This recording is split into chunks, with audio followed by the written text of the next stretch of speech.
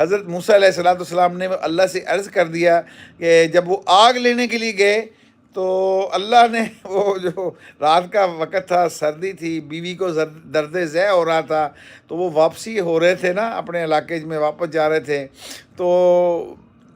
راستے میں وہ آگ جلتی ہوئی نظر آئی۔ اس آگ کے قریب گئے جو جس کا واقعہ قرآن پاک میں ہے، یوں ہی اسی طرح ہی ہے، اللہ ہمیں کم بیشی معاف فرما دے، کہ وہ آگ سمجھ کے جس کو گئے تھے، وہ جب اس کے قریب گئے آگ لینے کے لیے تو غیب سے آواز آئی، یہ آگ نہیں ہے، یہ ہمارے نور کی تجلی ہے، اور یہاں اپنی جوتیاں موسیٰ اتار دو۔ یہ قرآن پاک میں ہے۔ حضرت موسیٰ علیہ السلام نے اللہ سے عرض کر دیا کہ جب وہ آگ لینے کے لیے گئے تو اللہ نے وہ جو رات کا وقت تھا، سردی تھی، بیوی کو درد ذہ ہو رہا تھا، تو وہ واپسی ہو رہے تھے نا، اپنے علاقے میں واپس جا رہے تھے، تو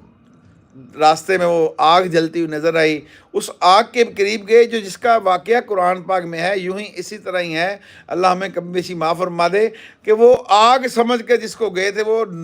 جب اس کے قریب گئے آگ لینے کے لیے تو